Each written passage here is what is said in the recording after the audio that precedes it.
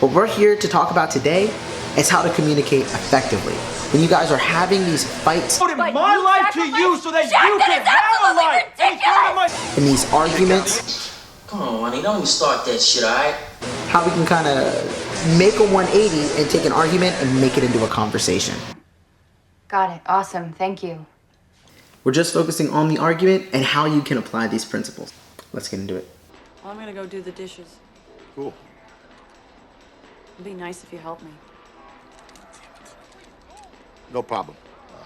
We'll get them a little bit later. I'm just gonna hit the streets here for a little bit. Gary, come on. I don't want to do them later. Let's just do them now. Take 15 minutes. Oh, honey, I am so exhausted. I just honestly want to relax for a little bit. If I could just sit here, let my food digest, and just try to enjoy the quiet for a little bit. The first thing he should have done was to stop and flip. Okay, it's not just what you say, but how you say it. He could have displayed the exact same message, and I'm going to show you how.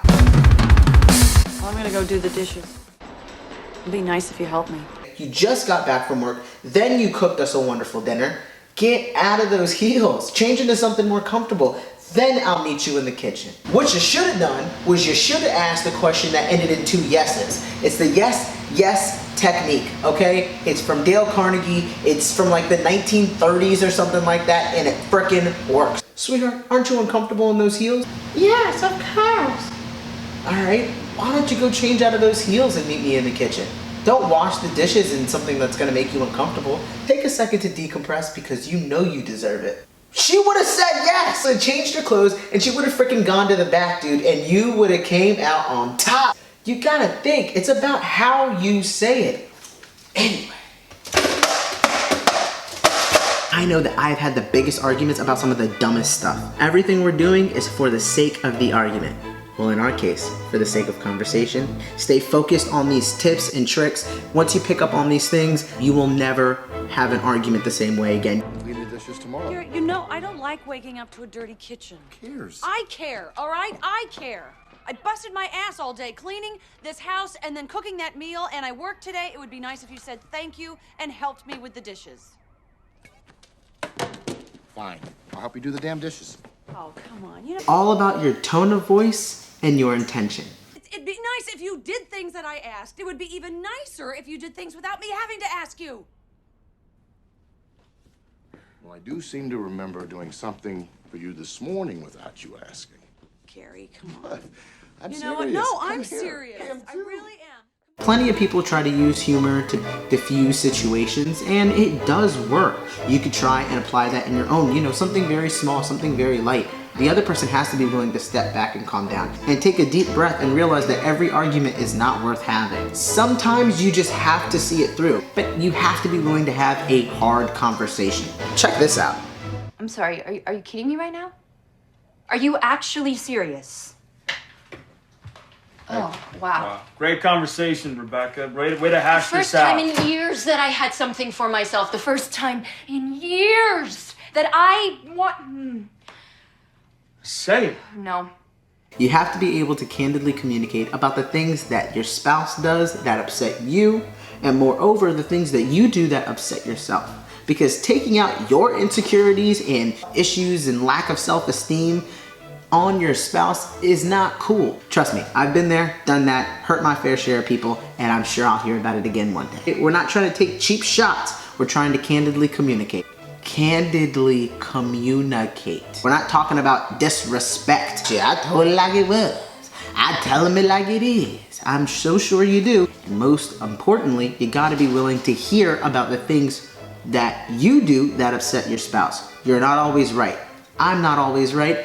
We screw up. It's normal. But what's not natural and what's not normal, well, it is normal, but what's not natural, well, it is natural, but what's not okay is for you to consistently make mistakes, for somebody to point them out, and for you to keep doing it over and over again like you don't give a damn. What we're talking about is how to avoid these arguments. So, I'm here to tell you, you got to be able to take criticism. Take criticism! And also gain some self-awareness so that way you can kind of critique yourself. If you can't see the times that you're wrong, you got an issue.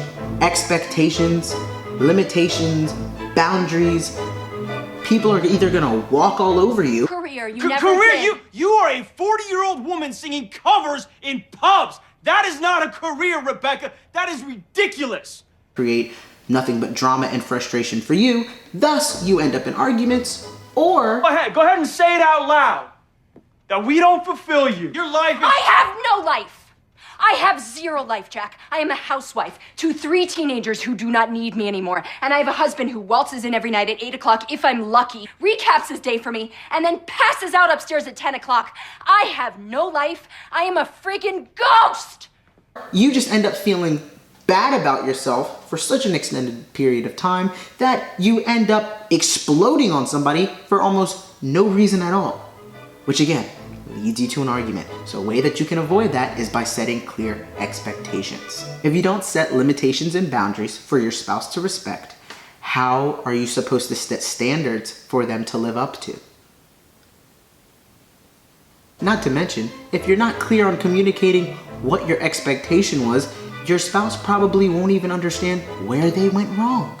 And this works both ways. I hate when my girlfriend leaves the lights on, right? Like, turn the lights off.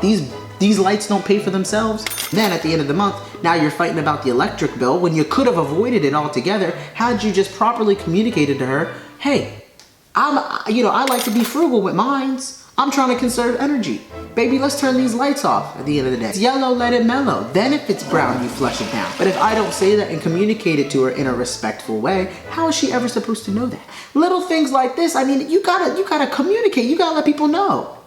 But you also gotta be willing to take it too, the criticism, all right? Nut up. Gain a sense of self-identity. Gain a sense of self-awareness. You're not gonna have this right off the bat, so what are you supposed to do? Well, I don't have a sense of self-identity. I'm still trying to find myself. Yeah, well, me too, and I've been dating the same girl for 8 years, okay? You're never gonna get all the way there, and the people who think you are, please let me know.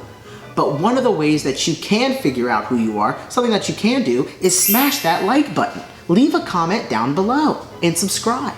That'll help you.